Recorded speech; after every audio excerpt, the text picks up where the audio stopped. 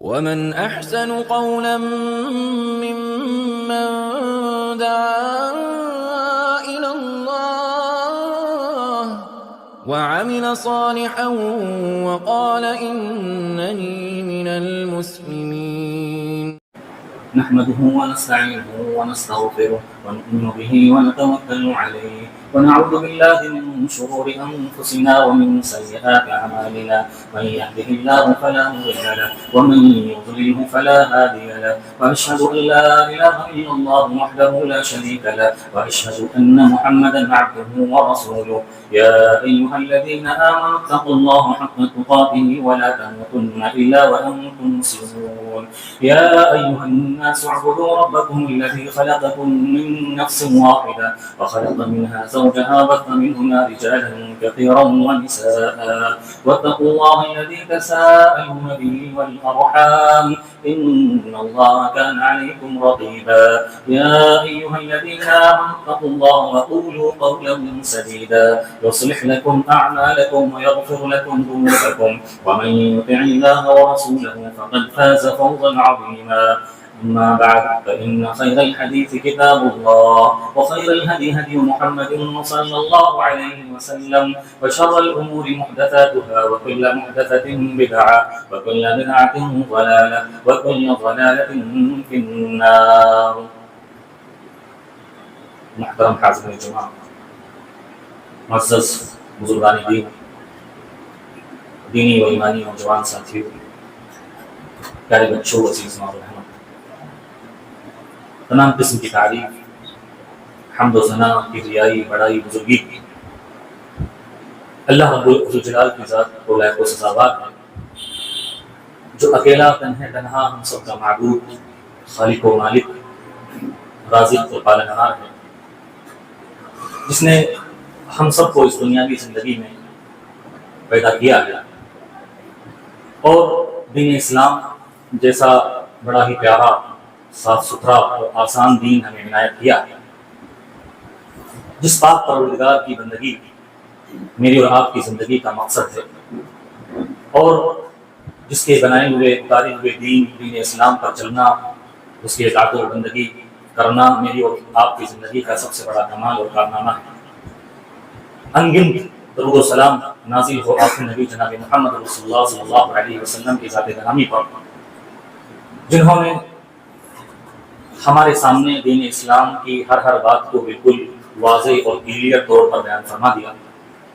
اور ہمیں وہ تمام ہدایات اور تعلیمات دے دی جن پر عمل کر کے ہم اپنی دنیاوی زندگی کو بھی خوشحال بنا سکتے ہیں اور مرنے کے بعد والی زندگی میں بھی کامیابی اور کامرانی حاصل کر سکتے ہیں۔ پھر بھائیو، اسلامی شریعت جو اللہ تعالیٰ نے ہم سب کو عطا کی ہے، یہ ایک مثالی شریعت ہے، اس اعتبار سے، اس وجہ سے کہ ہماری شریعت یہ ہمارے پاک پروردگار کی طرف سے نازل کردہ ہے۔ اس شریعت اسلامیہ کو اتارنے والا ہم سب کا خالق ہے، مالک ہے، احکم الحاکمین ہے، وہ ہماری طبیعتوں کو جانتا ہے، ہمارے مزاج کو جانتا ہے، اور ہمارے لیے جتنی بھی خیر و شر کی چیزیں ہیں وہ جانتا ہے۔ تو یہ شریعت جو بنائی گئی ہے وہ ہمارے خالق اور مالک کی طرف سے بنائی گئی ہے، اور ہماری شریعت اس اعتبار سے بھی مثالی شریعت ہے کہ یہ شریعت ہمیں ہر معاملے میں سیدھے راستے کی طرف ہماری ہدایت اور رہنمائی کرتی ہے، سب سے سیدھا راستہ ہمیں دکھاتی ہے۔ اللہ نے کہا ان ھذا القرآن یہدی للتی ہی اقوم، کہ ہم نے ایسا قرآن نازل کیا ہے جو سب سے سیدھے راستے کی طرف رہنمائی کرتا ہے۔ قرآن کا راستہ سب سے سیدھا، سب سے اچھا راستہ ہے، اور ہماری شریعت کا بتلایا ہوا راستہ سب سے سیدھا راستہ ہے۔ اور اس طرح سے بھی ہماری شریعت مثالی شریعت ہے کہ ہماری شریعت میں آسانی ہے، کوئی تکلیف کی بات نہیں ہے۔ اللہ نے ارشاد فرمایا وما جعل اللہ علیکم من الدین، کہ اللہ تعالیٰ نے دین کے معاملے میں تمہیں کسی بات میں مشقت میں مبتلا نہیں کیا ہے، تنگی اور پریشانی میں مبتلا نہیں کیا ہے۔ ہماری شریعت بہت ہی آسان ہے۔ یرید اللہ بکم الیسر ولا یرید بکم العسر، اللہ تمہارے ساتھ آسانی چاہتا ہے، تمہارے ساتھ پریشانی کا معاملہ نہیں کرنا چاہتا۔ دیکھیے آپ، چاہے عبادات کا معاملہ ہو، چاہے ہمارے معاملات کا معاملہ ہو، ہمارے کاروبار کا معاملہ ہو، تجارت کا معاملہ ہو، ہماری خوشیوں کا معاملہ ہو، ہمارے غموں کا معاملہ ہو، ہماری شریعت ہر میدان میں ہماری بالکل سیدھے طریقے پر آسانی کے ساتھ رہنمائی کرتی ہے اور کسی بھی چیز میں ہمیں ایسے ہی فالتو اور بغیر کسی راستے کے نہیں چھوڑا گیا ہے۔ تمام تعلیمات و ہدایات ہماری شریعت میں موجود ہیں۔ بھائیوں، ان باتوں کو سامنے رکھتے ہوئے جنازے کا مسئلہ اور جنازے کے بعض مسائل اور ہمارے معاشرے کا طرز عمل میں آپ کے سامنے بیان کرنا چاہتا ہوں کہ اس معاملے میں بھی، جنازے کا معاملہ، انسان کی وفات کا وقت قریب ہونے سے لے کر اس کے انتقال کرنے تک، اس کے غسل، اس کے کفن، اس کے دفن، جنازے کی نماز، لمحہ بلمحہ، قدم قدم ہمارا اسلام ہماری رہنمائی کرتا ہے۔ ہمارے لیے وہ بالکل سیدھے اور آسان راستے مقرر کرتا ہے کہ جن پر چل کر جس طرح سے باقی معاملات میں ہم اللہ کی بات مانتے ہیں، رسول کی بات مانتے ہیں، ویسے ہی جنازے کے مسائل میں اللہ اور اس کے رسول کی بات مان کر ہماری زندگی میں آسانی پیدا کر سکتے ہیں، اور یہ جو غمی کا وقت ہوتا ہے اس غمی کے وقت سے آسانی سے ہم چھٹکارا حاصل کر سکتے ہیں۔ جنازے کے بہت سارے مسائل ہیں، میں تمام مسائل کو آج کے خطبہ جمعہ میں آپ کے سامنے بیان نہیں کر سکتا۔ چند موٹے موٹے مسائل جن میں ہم نے اسلامی شریعت کے بیان کیے ہوئے آسان اور سیدھے سادے مسائل کی خلاف ورزی کر کے اپنے آپ کو نقصان میں ڈالا ہے، پریشانی میں ڈالا ہے، تکلیف میں ڈالا ہے، وہ بیان کرنا چاہتا ہوں کیونکہ بہت سارے بھائیوں کو تو پتہ ہی نہیں ہے، کنفیوژن کے شکار ہے کہ اس میں کیا کرنا چاہیے، کیا نہیں کرنا چاہیے، اور بہت سارے بھائی غلطی کے شکار ہیں، انہیں پتہ ہی نہیں ہے، اور پتہ بھی چل جائے تو وہ ماننے کے لیے تیار نہیں ہے، اپنے منمانی طور پر وہ اس معاملے کو نپٹانے کے لیے کوشش کرتے ہیں، جو کہ سراسر دین اسلام کی تعلیمات کے خلاف ہے۔ میرے بھائیوں، سب سے پہلا مسئلہ، اگر جس انسان کے موت کا وقت قریب ہے، انتقال کا وقت قریب ہے، قریب المرگ انسان جو بستر مرض پر پڑا ہوا ہو اور موت کا وقت قریب ہو، ہمارے اسلام کی پہلی ہدایت کہ ہر مرنے والے انسان کا، مسلمان کا آخری کلمہ لا الہ الا اللہ ہونا چاہیے۔ صحیح مسلم کی روایت، اللہ کے رسول صلی اللہ علیہ وسلم نے ارشاد فرمایا، من کان آخر کلامہ لا الہ الا اللہ دخل الجنہ، جس مرنے والے کا آخری کلمہ، زبان سے نکلنے والی آخری چیز کلمہ لا الہ الا اللہ ہوگی، وہ جنت میں داخل ہوگا۔ تو ہر مرنے والے کی یہ کوشش ہونی چاہیے کہ اس کا آخری کلمہ لا الہ الا اللہ ہو۔ اگر مرنے والا اس حالت میں نہیں ہے، اس کیفیت میں نہیں ہے، ہوش و حواس میں نہیں ہے، تو اس کے گھر والوں کی ذمہ داری بنتی ہے، یا اس وقت جو اس کے آس پاس لوگ رہتے ہیں ان کی یہ ذمہ داری بنتی ہے کہ میت کو اس کی تلقین کرائے۔ اللہ کے رسول صلی اللہ علیہ وسلم نے ارشاد فرمایا، لقنوا موتاکم لا الہ الا اللہ، اپنے مرنے والوں کو کلمہ لا الہ الا اللہ کی تلقین کرو۔ تو گھر والے جو آس پاس میں موجود ہیں، جو رشتہ دار اس مریض جو انتقال کرنے والا ہے اس کے پاس موجود ہیں، وہ آہستہ آہستہ اپنی زبان سے کلمے کا ورد کرے، تکرار کرے، تاکہ ان کے کلمے کو سن کر جو انتقال کرنے والا ہے وہ بھی کلمے کا اقرار کر لے جائے، اس کے لیے بھی آسان ہو جائے۔ یا اگر کلمے کے تکرار کرنے سے بات نہیں بن پا رہی ہے، پیار سے، نرمی کے ساتھ، احترام کے ساتھ کوئی آدمی میت سے کہے کہ کلمہ پڑھیے، کلمہ پڑھیے، کلمہ پڑھیے۔ ہمارے ہاں ایک طرز عمل یہ غلط پایا جاتا ہے کہ زبردستی لوگ کلمہ پڑھوانا چاہتے ہیں، زبردستی۔ تو زبردستی کا معاملہ نہیں ہے، زبردستی کوئی کلمہ پڑھ بھی نہیں سکتا۔ اللہ کی توفیق جس کے لیے ہوتی ہے وہی کلمہ پڑھتا ہے۔ اونچی اونچی آواز میں وہاں پر کلمے کا تکرار شروع کر دیتے ہیں، جس کو ذہنی طور پر، جسمانی طور پر مریض کو تکلیف ہوتی ہے، اور ہو سکتا ہے کہ وہ غصے میں آ کر، جھلاٹ میں آ کر کلمے کا انکار ہی نہ کر دے، کیونکہ شیطان موجود ہوتا ہے، اور شیطان یہ چاہتا ہے کہ آخری کلمہ لا الہ الا اللہ نہ۔ اور اگر مریض نے کلمہ پڑھ لیا ایک مرتبہ اور اس کے بعد اس نے بات چیت نہیں کی ہے تو دوبارہ پڑھانے کی ضرورت نہیں، مریض نے کلمہ پڑھ لیا اور بات چیت کر لی ہے تو اگر دوبارہ پڑھوا دیا جائے تو زیادہ بہتر اور افضل ہے۔ تو کلمہ پڑھانا یہ مریض کا حق ہے، اور مریض کو، خود کو، مرنے والے کو یہ کوشش کرنی چاہیے کہ آخری کلمہ لا الہ الا اللہ ہو۔ اس تعلق سے ہمارے ہاں جو طرز عمل ہے، یہ کلمہ پڑھوانے کا جو مرحلہ ہے یہ انتقال سے پہلے کا ہے، لیکن ہمارے ہاں انتقال سے پہلے بھی، انتقال کے بعد بھی آس پاس جو لوگ موجود ہوتے ہیں ارد گرد، یا گھر میں کلمہ کا ورد کرتے رہتے ہیں، تکرار کرتے رہتے ہیں، یا بعض عورتیں جس عورت کے شوہر کا انتقال ہوا ہے مرنے کے بعد اس سے تلقین کرتے ہیں کہ تم کلمہ پڑھو، یا اس کی اولاد سے یہ مطالبہ کرتے ہیں تم کلمہ پڑھو۔ یہ مرحلہ کلمہ پڑھنے کا میت کے لیے ہے، اور مرنے سے پہلے ہے مریض کے لیے۔ عورت سے مکالمہ کرنا، اس کی اولاد سے کرنا، وہاں بیٹھے ہوئے لوگوں سے کرنا مرنے کے بعد، اس کی کوئی ہماری شریعت میں اصل موجود نہیں ہے، دلیل موجود نہیں ہے، کوئی بھی ثبوت موجود نہیں۔ دوسرا مسئلہ، میت کے انتقال سے پہلے یا بعد میں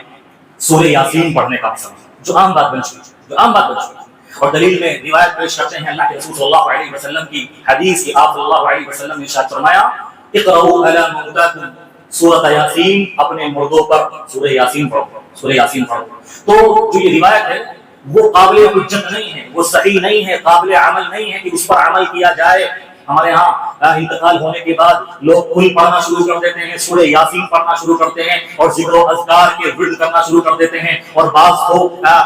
پارے سپارے تقسیم کر لیتے ہیں اور کنکریاں اور دانے لے لیتے ہیں، اور 100 تمہیں پڑھنا ہے، 1000 تمہیں پڑھنا ہے، یہ تسبیحات پڑھنا ہے، یہ وظیفے پڑھنا ہے، اور میت کو یہ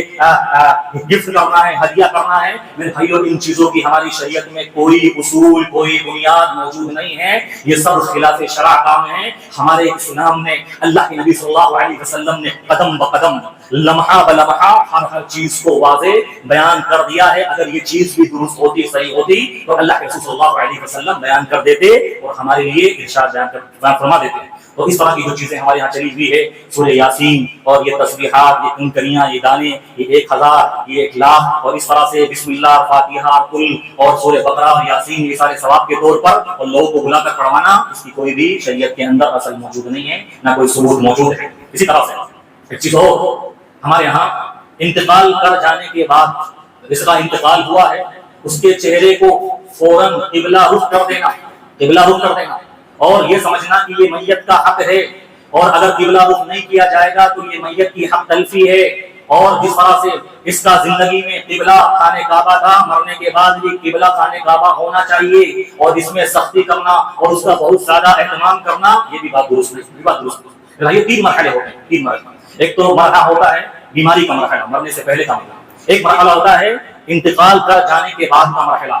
غسل کا مرحلہ، کفن کا مسئلہ۔ اور ایک مرحلہ ہوتا ہے، تیسرا مسئلہ، میت کو قبر میں دفن کرنے کا مرحلہ۔ اس کے اندر اللہ کے رسول صلی اللہ علیہ وسلم کی دلیل ملتی ہے کہ آپ صلی اللہ علیہ وسلم نے ایک آدمی کو کی تدفین کرتے وقت، ایک صحابی کی تدفین کرتے وقت آپ نے فرمایا وجہوہ نحو القبلہ، کہ قبر کے اندر اس کے چہرے کو قبلے کی طرف کر دو۔ تو تیسرا جو مرحلہ ہے تدفین کے وقت قبر میں، اس وقت میت کے چہرے کو قبلے کی طرف کر دینا چاہیے، لیکن مرض الموت کے اندر یا گھر کے اندر مر جانے کے بعد قبلہ رخ کرنے کا کوئی بھی ثبوت نہیں ملتا ہے، کوئی بھی دلیل نہیں ملتا ہے۔ اسی طرح سے ہمارا یہاں ایک مسئلہ اور بڑا ہی غلط طرز عمل جو پایا جاتا ہے آخری دیدار کا، اور اس میں بھی عورتوں کی لائنیں لگتی ہیں، اور غیر محرم عورتیں، کسی مرد کا انتقال ہو گیا جو بیچارہ پوری زندگی بھر اس نے غیر محرم عورتوں کی طرف آنکھ اٹھا کر نہیں دیکھا، جو ہمیشہ اپنے آپ کو نگاہیں نیچے رکھنے والا، اور اس کا انتقال ہوا، عورتوں کی لائن لگتی ہے، مردوں کی لائنیں لگتی ہے، اور اس میں بھی پھر لڑائی جھگڑے کا معاملہ آتا ہے کہ ہمیں دیکھنے نہیں دیا گیا، ہمارے تعلقات اس سے اتنے اچھے تھے، وہ تھے، یہ تھے۔ یہ دیدار کے مسئلے کو اتنا بڑا سمجھنا، اتنا بڑا بنانا، اور اسی طرح سے کسی عورت کا انتقال ہو گیا اور غیر محرم مرد آ کر اس کا دیدار کرے، یہ خلاف شریعت کام ہے۔ اس کی کوئی اصل اور شریعت میں کوئی دلیل نہیں ملتی ہے۔ تو ہمارے یہاں اس مسئلے کو بڑا ہی الجھایا جاتا ہے، بڑا ہی اختلاف کا شکار اس میں ہوا جاتا ہے کہ ہمیں دیدار نہیں کرنے دیا گیا، ہمارے جانے سے پہلے ہی دفنا دیا گیا۔ تو یہ دیدار کا کوئی مسئلہ نہیں ہے، اور اس میں پھر تاخیر کرنا اور میت کو کی تدفین میں لیٹ کرنا، یہ سراسر خلاف شریعت کام ہے۔ اسلام کے اندر اس کی کوئی گنجائش، کوئی اصل موجود نہیں ہے۔ اسی طرح سے گھر سے نکلنے کے بعد جنازے کو لے کر چلنے کا مسئلہ، جنازے کو لے کر چلتے ہیں، اکثر بھائی دیکھا دیکھی کچھ پتا نہیں،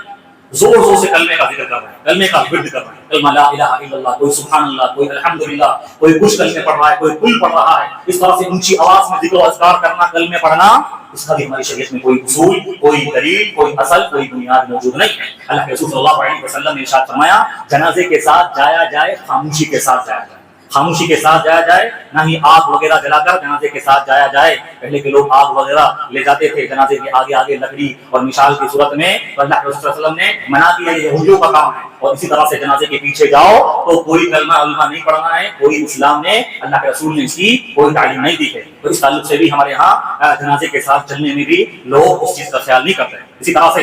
ہمارے یہاں جنازے کو ایسے پردے میں یا ایسے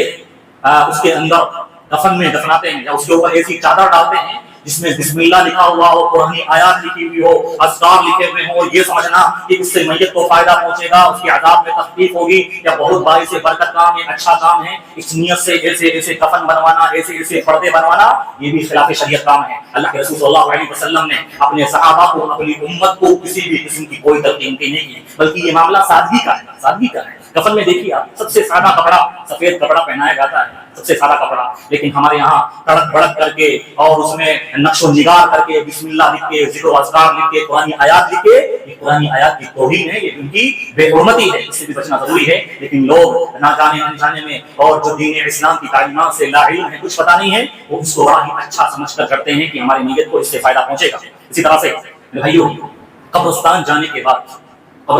کے بعد یہ مسئلہ بڑا ہی گمبھیر اور بڑا ہی نازک ہے اور بڑا ہی افسوسناک ہے۔ قبرستان جانے کے بعد جیسے ہی لوگ پہنچتے ہیں، 5 منٹ کی تاخیر کیا ہوئی جنازے کی نماز میں یا تدفین میں، اپنی دنیا کی گپ شپ کرنا، کاروباری باتیں کرنا، ہنسی ٹھٹھا کرنا، اور ایک دوسرے سیاست والے کام کرنا، وہاں پر بھی کاروبار کرنا، اور قبرستان جا کر بھی بھائیو یہ عبرت کا وقت ہوتا ہے۔ انسان کو وہاں اپنی موت یاد آنی چاہیے، لیکن وہاں جا کر بھی انسان سیاست کرے، وہاں جا کر بھی غیبت چغلیاں کرے، اور وہاں جا کر بھی دنیاوی باتیں کرے، اور اس پر کوئی بھی سنجیدگی طاری نہ ہو۔ وہاں جا کر اگر ایک انسان پر سنجیدگی طاری نہیں ہوگی، خوف طاری نہیں ہوگا، تو پھر کہاں دنیا میں کون ایسا مقام ہے کہ وہاں جا کر انسان کے اندر سنجیدگی طاری ہو، خوف طاری ہو، موت اور آخرت کی یاد آئے، کب ایسا ہو سکتا ہے؟ لیکن اکثر لوگوں کی اکثریت یا تو اپنے موبائل میں مشغول ہے یا فون پہ باتوں میں مشغول ہے، کوئی وقار نہیں، کوئی سنجیدگی نہیں، کوئی خوف نہیں، کوئی ڈر نہیں، کوئی غم نہیں، بس یہ ہے ہر آدمی قبرستان جانے کے بعد بھی اور اس حالت میں بھی آپ کی دنیا آپ سے نہیں چھوٹتی ہے، سمجھ لیجیے آپ کا دل سخت ہو چکا ہے، آپ کا دل پتھر سے سخت ہو چکا ہے کہ وہاں جانے کے بعد بھی آپ کی دنیا آپ سے نہیں چھوٹ رہی ہے، اور وہاں جانے کے بعد بھی آپ سیاست میں پڑے ہوئے ہیں، وہ اس کی باتیں لے کر بیٹھے ہوئے ہیں۔ آپ کو اپنے ایمان کا جائزہ لینے کی ضرورت ہے، اپنا محاسبہ کرنے کی ضرورت ہے۔ اسی طرح سے میرے بھائیوں، ایک بہت بڑا مسئلہ اور بہت ہی افسوس کی بات، قبرستان جانے کے بعد اور جنازے کی نماز پڑھنے کا مسئلہ آتا ہے۔ اللہ کی قسم، اکثر مسلمانوں کو نماز جنازہ کا طریقہ پتا ہے، نماز جنازہ کی دعائیں یاد نہیں ہیں۔ یہ بڑے ہی افسوس کا معاملہ ہے، آپ کا قریبی، اور یہ معاملہ تو انسان کے ساتھ ہر ہفتے پیش آتا ہے،